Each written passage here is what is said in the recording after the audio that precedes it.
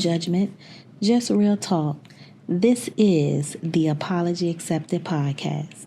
The views expressed on the Apology Accepted podcast are those of the host and guest and do not reflect the views of any affiliate organization or individual.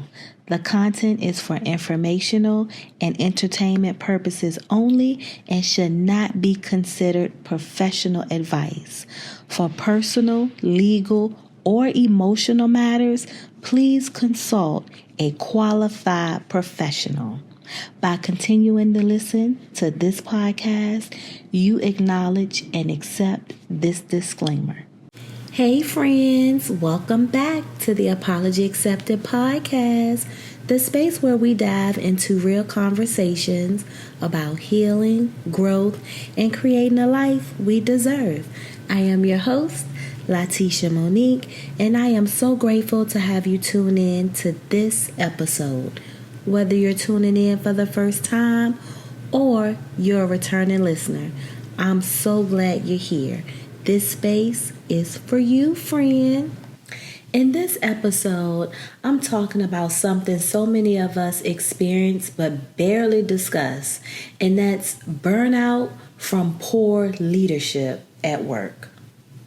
If you ever felt drained, unvalued, or frustrated in your workplace, this episode is for you because you deserve peace, clarity, and the tools to thrive even in challenging environments.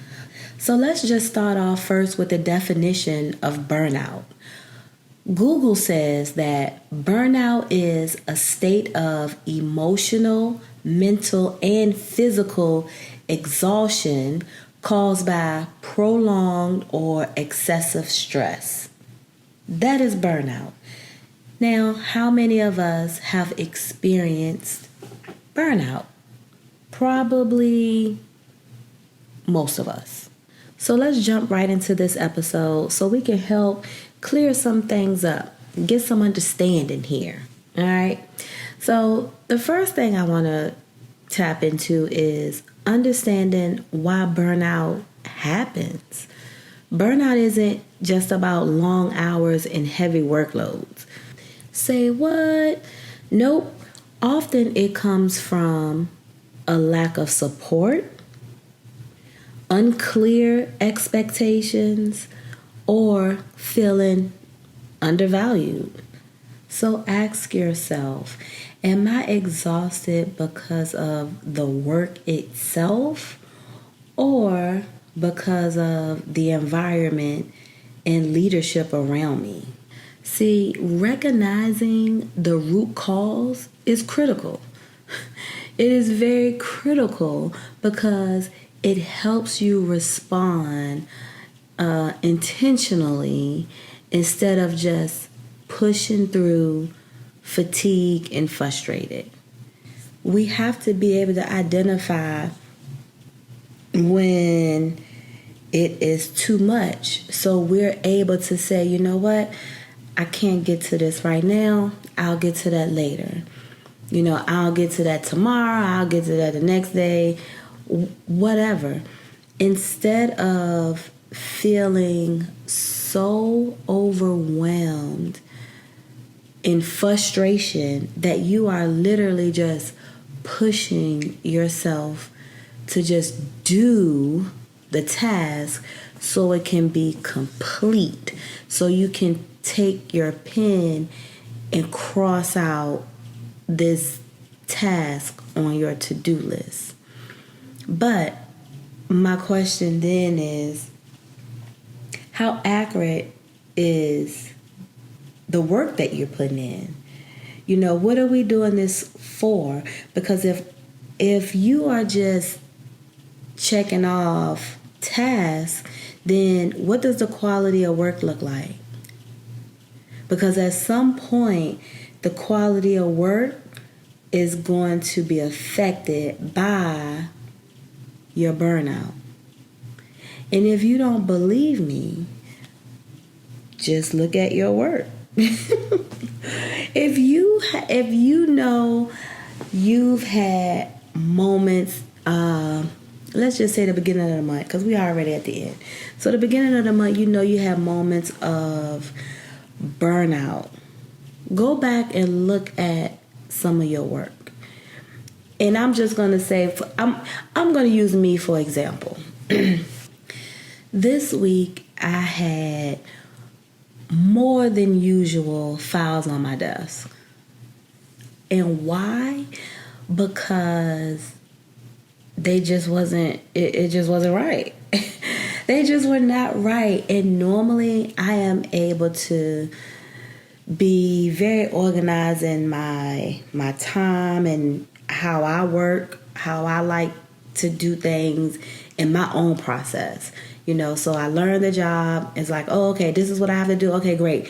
Now I formulate my own process like many of us do, what works best for us.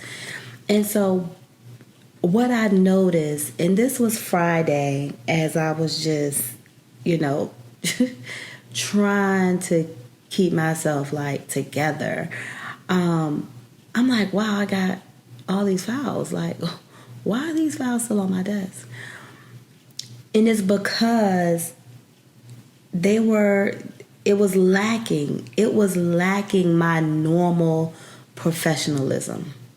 And right then and there, I knew, had I would have sent these files on up to the next person, then it definitely, the quality of work was trash. I'm just gonna say it. I don't mind saying it. I do not mind. Yes, the quality of work that I had sitting on my desk was definitely some trash to me compared to what I normally produce, right? So understanding that pushing through, it don't help you. It don't help you. It don't help me. And we could tell what other people push through. Like when you got to work on a team and, certain things have to touch several hands.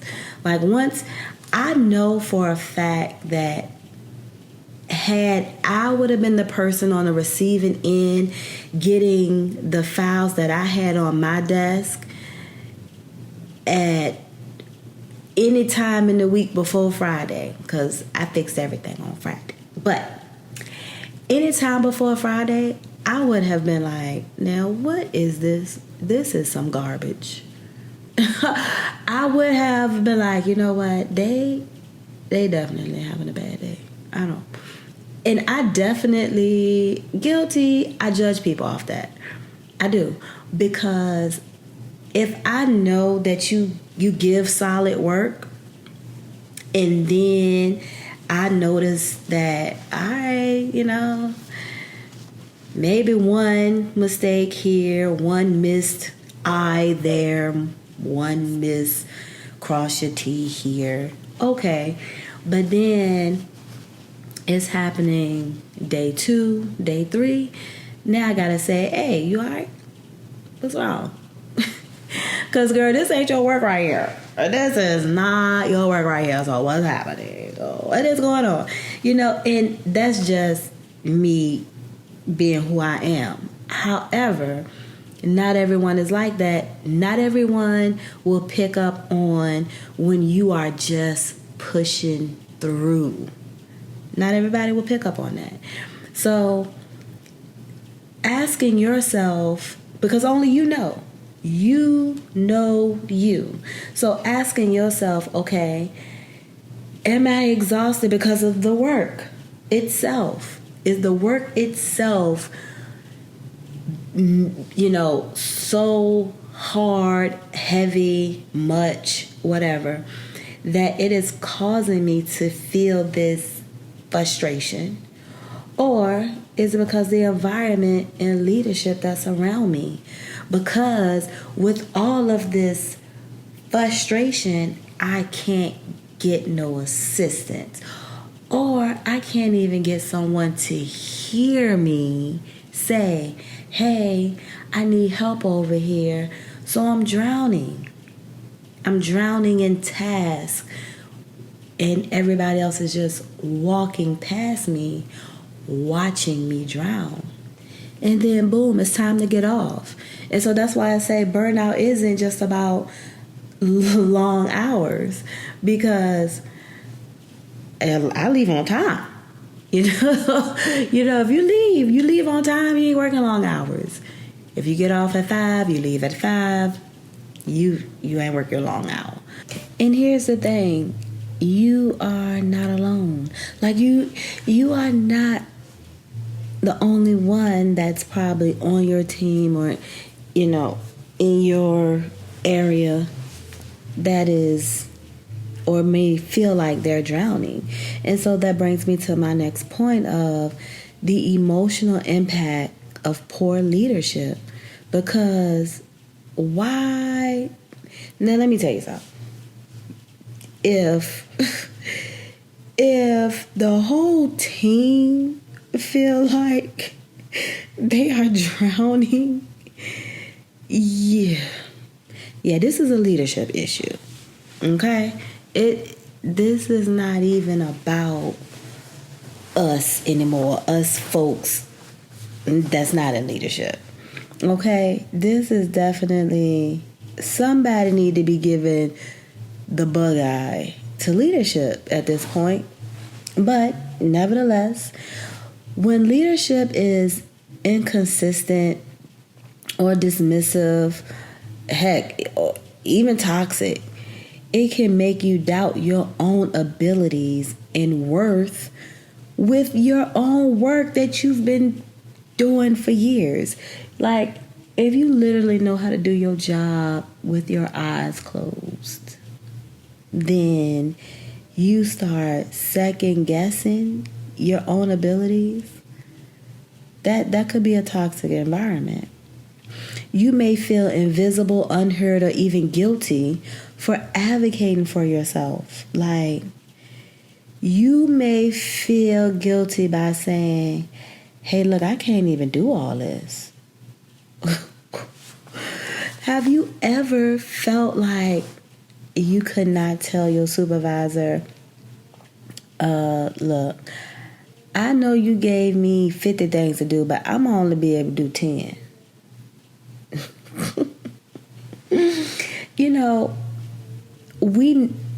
I see it so often that, individuals don't advocate for themselves because it's like, well, who else is going to do it?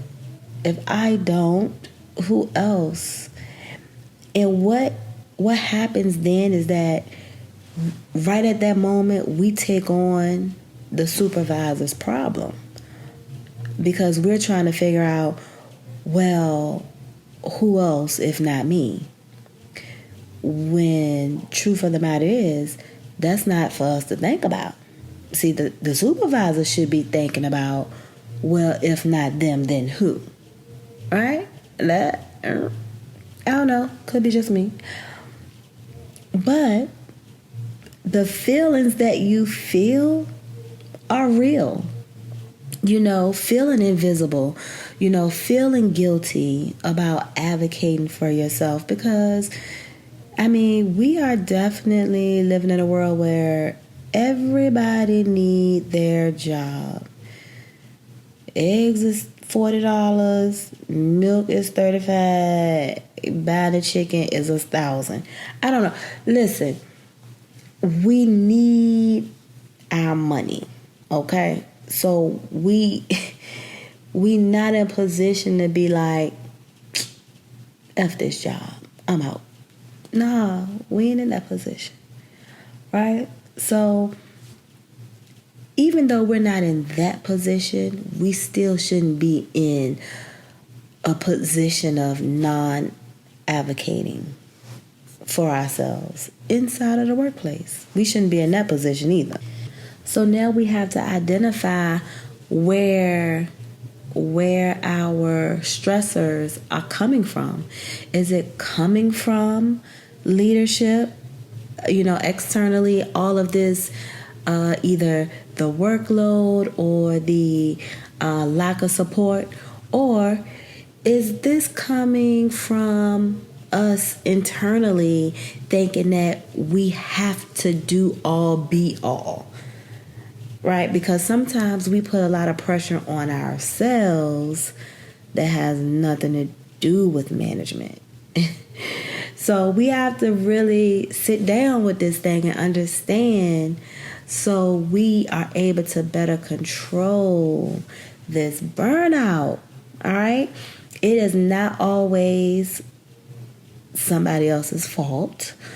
But we do got to call a spade when we have poor leadership. That's just what it is.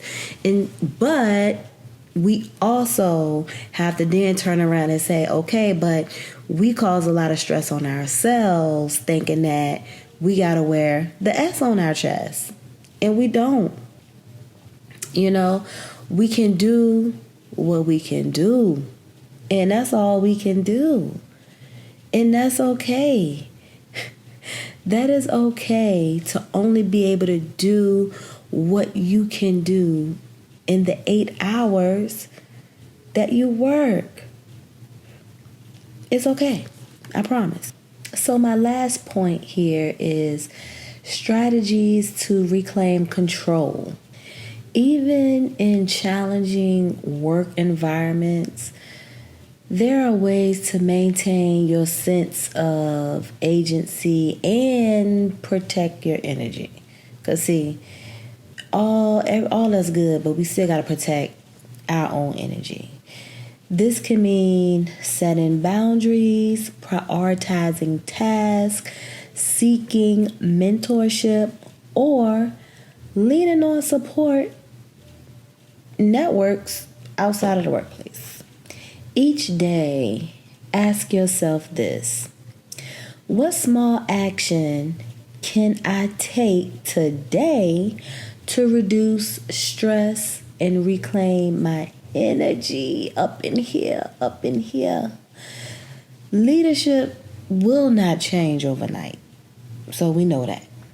But how you respond to leadership can shift your experience and even open doors for a healthier opportunity.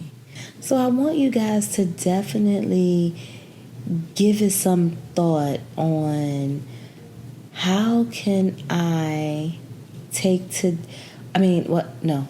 what was my question? Oh, what actions can I take today to reduce stress and reclaim my energy? Like, really sit with that question and definitely come up with some things that's going to help you, because this may be the key to what you need to actually get through some of your days at work. As I wrap up here, I do have 3 questions I would like to ask you guys. And I want you guys to seriously answer these questions in your journals. All right.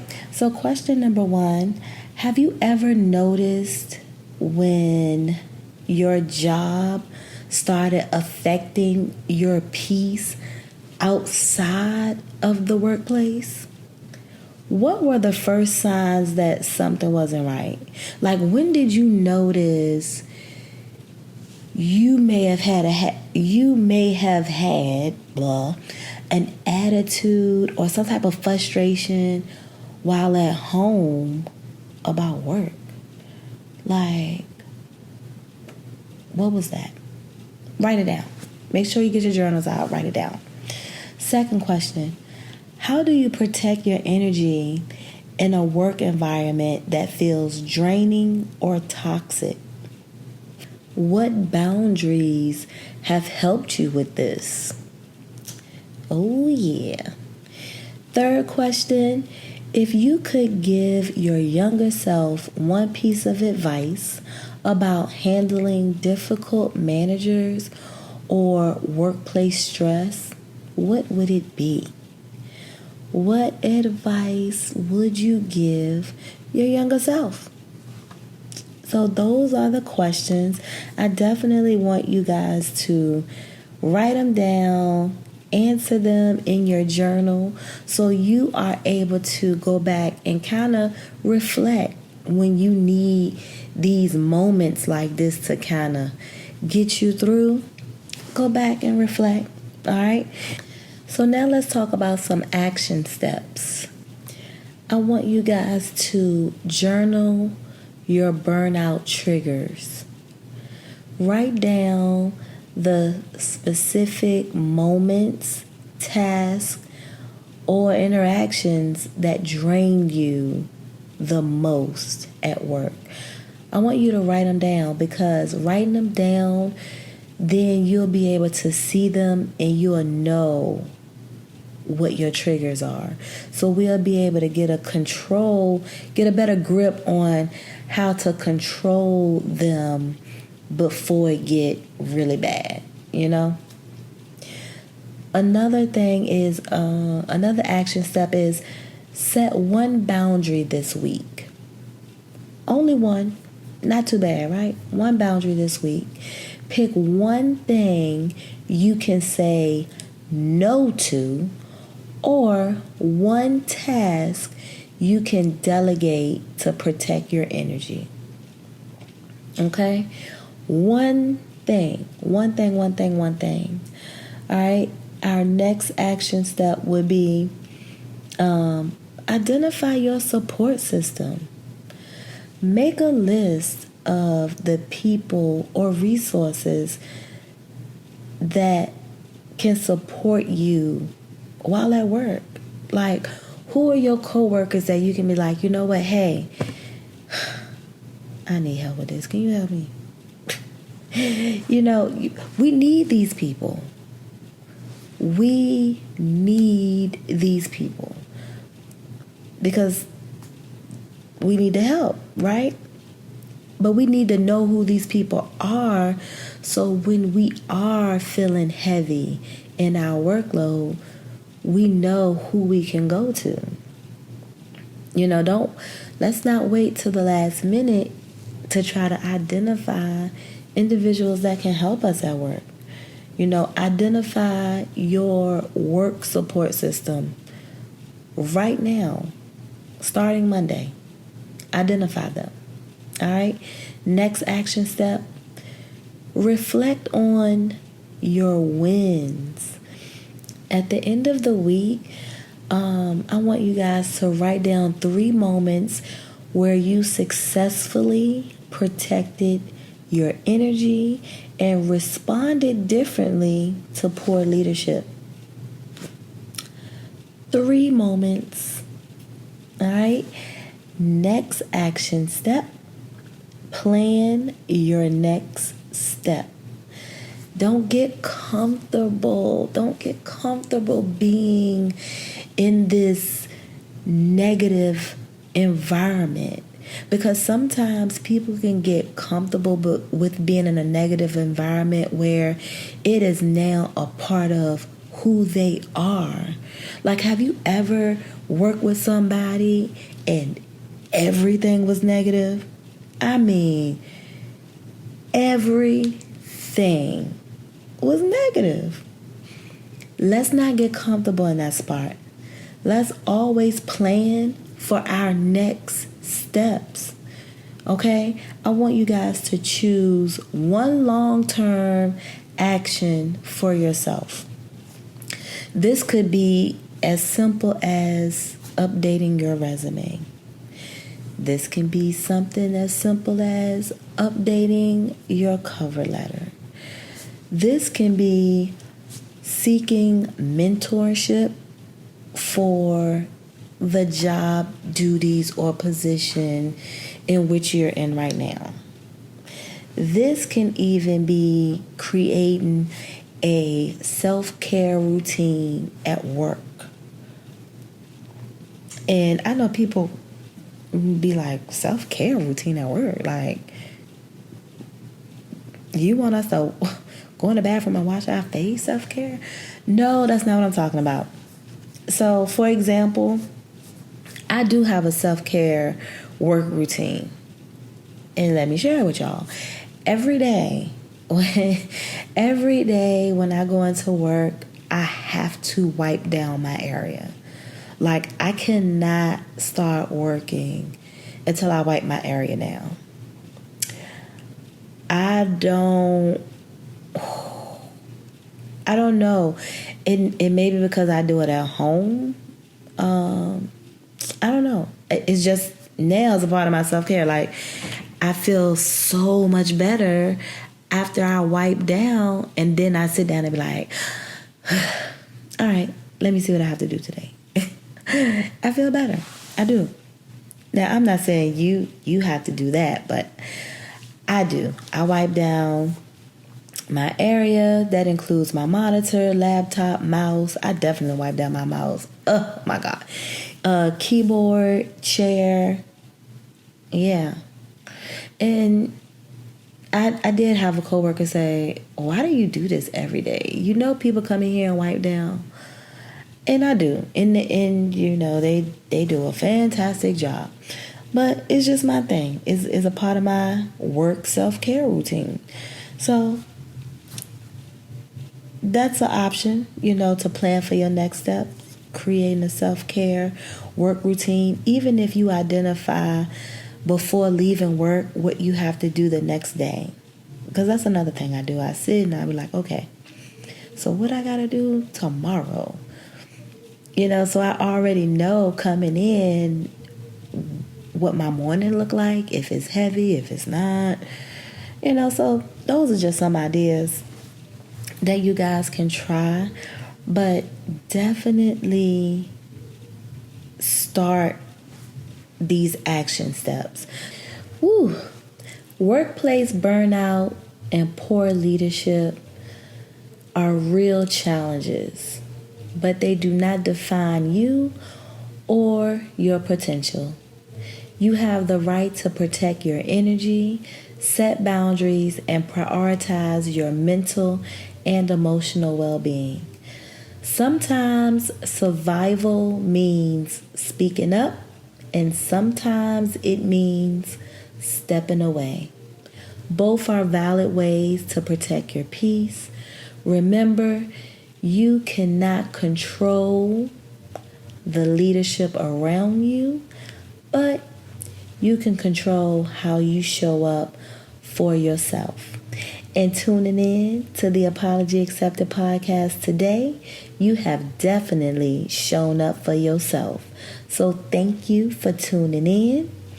If today's message resonated with you, I hope you carry it with you and maybe even share it with someone who could use the encouragement. Until next time, protect your energy, prioritize your peace, and remember, some of the most powerful boundaries we set are the ones we give to ourselves. Thanks for tuning in to another episode of the Apology Accepted podcast. I hope today's conversation sparked some growth for you. Be sure to subscribe and share with others who might need this reminder too.